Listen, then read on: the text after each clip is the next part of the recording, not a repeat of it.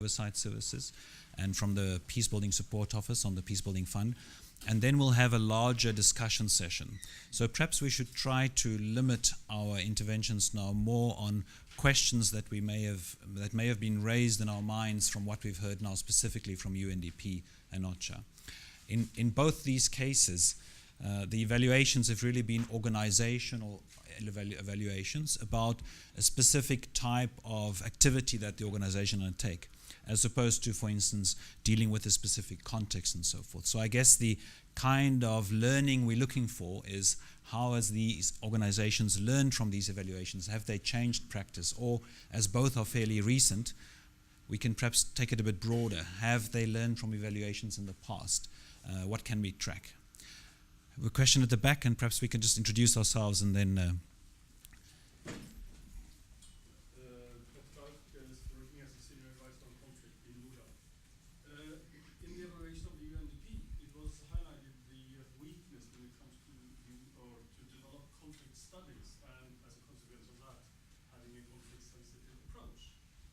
In the evaluation of the OCHA, I just wonder how this issue of conflict analysis and conflict-sensitive approach is included in that evaluation, because it is mentioned that there is a problem of lack of of being impartial or being neutral, which to me indicates that you have had a low focus on the complexity of the conflicts where you are engaging, okay, on a humanitarian basis, but the whole concept of conflict sensitivity was developed within the humanitarian field before it was taken over to the development field. So I just wonder how that issue has been covered or looked upon in the evaluation of OCHA. And I'll add to that just the general tension between having a policy or an approach as an organization across all contexts and the context-specific needs of the specific situations that you're dealing with and how you have dealt with that in the past. Let's perhaps take two more questions and then we'll give our colleagues an opportunity to respond before we go for tea. Any other questions or comments? Yes, thank you. My name is Ingvild Berggrav and I come from the Section for Humanitarian Affairs in the Ministry of Foreign Affairs. I would like to give Stan the opportunity to elaborate a little bit more on the national capacity that you're heading in the UN, because I think that is important and also what the BCPR is doing. So a little bit more on that. And I would also like to ask OCHA, the main recommendation, the first hard recommendation was that civil military how do you say that correct? Cooperation should be the priority of OCHA. How does that fit into with your other priorities? Because one evaluation will also say, we should give this priority, and we of course agree there. But how does it fit in with the other priorities? Thank you. Thank you very much.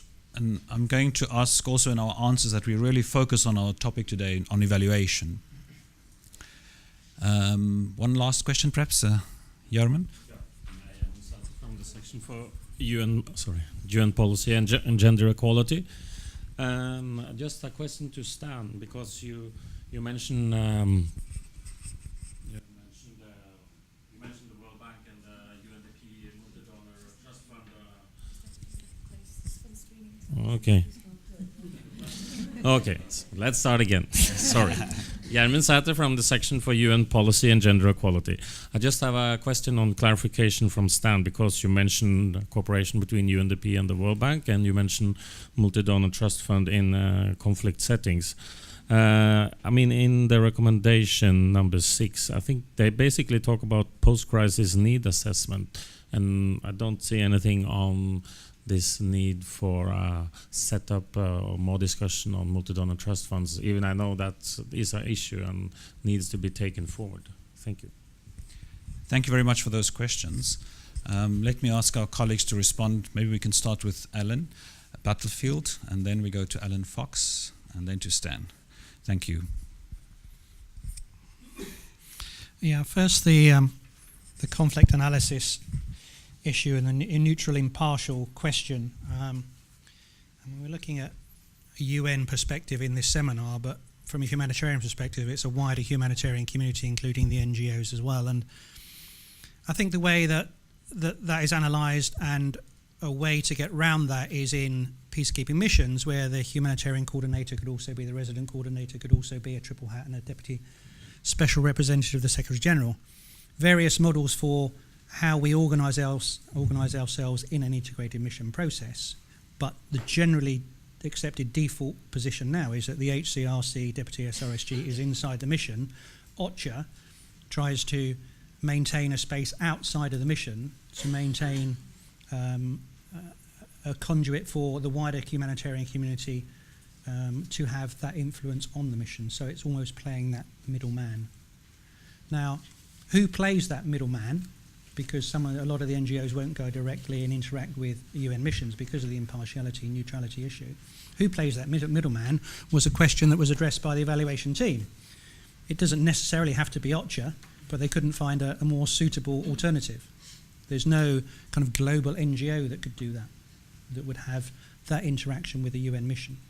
And as the HCRC Deputy SRSG is also a UN representative, then it was deemed that OCHA was best placed to still maintain that role, but has to maintain that separation, perceived separation, actual separation from the mission itself. And there's been a lot of discussion on the revision of the integrated mission planning process in New York about how we do that, but physical as well as conceptual. On the second question, I'm sorry if I said it was the priority. Certainly not the priority, it's a priority, but accepted now as part of the OCHA's coordination mandate, rather than something that is separated and done in a stovepipe, because relations with the military, be it in natural disaster or in a complex emergency, affects how we do our business. So in a pure sudden onset natural disaster, it's perhaps about making best use of those military assets that are sent by those member states to assist. But in a more complex emergency setting, as we're talking about here, maybe in peacekeeping, then it's about perhaps advising the military not to do certain things that may affect humanitarian space and issues. And a lot of those issues about stopping stupid things happening go unnoticed. Thank you very much. We can pass to Adam. Thank you. Fortunately, most of the questions were posed for Stan to answer, which is great. That's why we bring our management people here to respond to difficult questions, and we can just say, well, we made the suggestion, now he's got to answer for it. But let me make 2 quick points before I pass to Stan. One is this area about conflict analysis, and I know the question related back to actually pushing to my OCHA colleague on how to really describe their work on conflict analysis, but I just want to emphasize again in terms of our work of UNDP that we saw conflict analysis as such an important issue because UNDP, based upon its before, during, and after position in the crisis context, should be, if the organization does it right, should be in a great position to help the UN country teams really understand the dynamics of these countries. And if we are not doing so, then we are not meeting what is an important aspect of UNDP's work.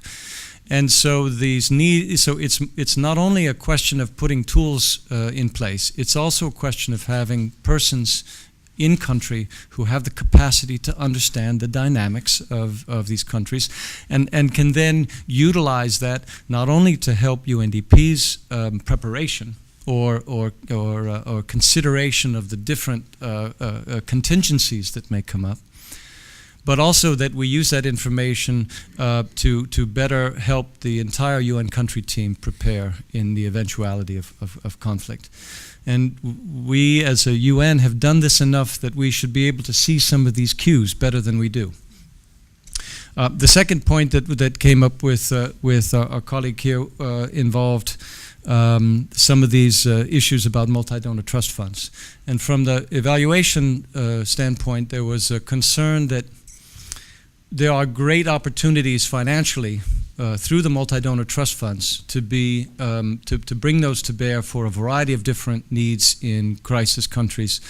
But how those are elaborated, the opportunities that are available, the opportunities across the different UN agencies is not always apparent. And so it was interesting for us, for instance, that in the Peacebuilding, and we'll have our colleagues from the Peacebuilding Support Office talk about it, that the Peacebuilding fund has been something that UNDP has had the majority of funding through. About 55% of the Peacebuilding funding has come through UNDP. Is that because we are the best entity to do it, or is that because we know the pipeline and how it works and we're getting better use of it? So I think, you know, the issue with the donor trust funds is really how we better articulate those needs and make sure that all the different agencies are aware of the opportunities. Excellent, thank you very much. Stan, you've got the last word. Can you hear me? Is this working? Yes. Oh, okay, thanks. Well, I did run through the presentation, whatever I call it, I mean, pretty fast as there wasn't time. So I said something at the beginning about UNDP's definition of crisis, including conflict and disaster. This was just about conflict. This wasn't the criticism of the evaluation. It's actually, I mean, there's already a year or two ago, there was a similar evaluation on disaster, and we're implementing that as well. So just to clear the air there. In terms of national capacity, no, let me start with, yeah, okay, or a compliment on the conflict question. I think what is important is that this analysis gets done. Now, what was different in the past is that we had the tool that may not have been, well, it's a very logical, sequential, and, you know, quite a solid tool, but how useful is that? And what kind of analysis is most effective in those kinds of settings? Until lately, I think the idea has been that you do analysis, the proof that you've done analysis is that you issue a report saying I've analyzed conflict in country A, B, or C. Now, we all know how that works. That may not work out very well because that in itself can be viewed in a very contrarian manner by the governments concerned. So there have to be more creative ways that times when that kind of exercise is led nationally, like the New Deal process now and the fragility assessments and everything. But under other circumstances, that doesn't happen. So we are finding ways now of doing an ongoing analysis without issuing reports of conclusions and recommendations, because we do these conflict analysis not only in conflict settings, but we're supposed to do them in all of our development settings, because I mean, the outcome builds into the development work that we do. And the most effective analysis would actually happen in non-conflict settings, not when you're already dealing with the conflict. So we're trying to be more creative in that. The question about national capacity. Now, yes, we already have, as UNDP, an approach to capacity development. I mean, in the ongoing plan that is ending, sort of the cross-cutting sort of approach to aid was capacity development. Now, the issue now is how do you do that in crisis settings or in post-conflict settings? And the assumption has been that, okay, traditionally, you know, given the huge erosion of capacities in those settings, your priority is necessarily not trying to do capacity development. You're basically trying to do some stabilization and recovery. But I think that is starting to change, because we're starting to see that some of the principles that work well in normal non-crisis settings are also very valid here now.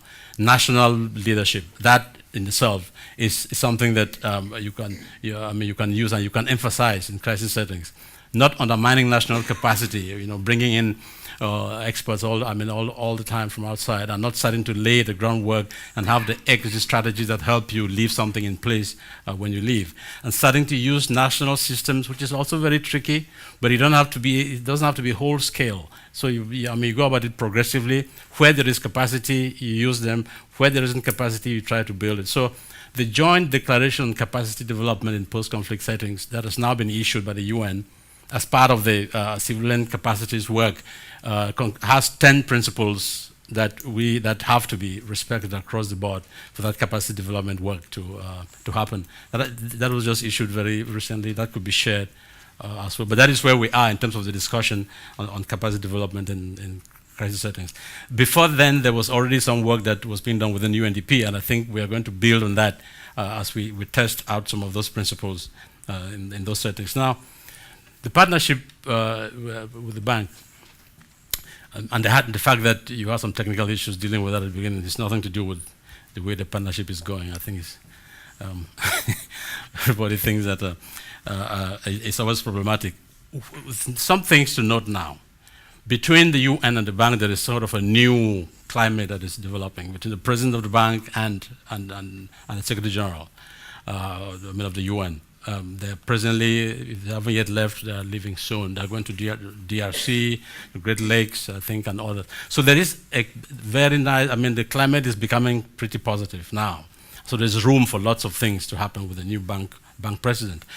Within the framework of the trust fund, there's more happening within that work that is happening. There's been a revision of the partnership between the bank and the UN in post-conflict settings, because it hasn't worked very well up to now for several reasons. And that review sort of confirmed everything that we knew. The PCNA, the post-conflict needs assessment, is only one aspect of it, which hasn't worked out very well. We have to deal with some preferences there also, because it's not just the UN and the bank, it's the UN, the bank, and the European Union. That's the tripartite relationship that has to work. And it's also now being expanded to include the regional banks, the regional development banks. So that is happening. In about a month from now, we are coming together to take another look at the post-conflict needs assessment between the three major partners. I sort of know this, I chair that advisory group of the PCNA, and it's about looking at the methodology. One of the differences, just to mention one of them, is that the preferences when it comes to the analytical component of the PCNA, it's not the same approach between the UN, the bank, and the EU. So it's trying to make the analytical component a lot lighter and be more practical in it. But it's a whole process of reviewing the methodology that is going to happen. But it's still very much a tool that the three partners hope to be able to use going forward. Excellent. Thank you very much, colleagues, for your presentations and for the questions and comments. We've reached our kind of halfway stage. We need to take a break, have some coffee, and then come back. Before we do,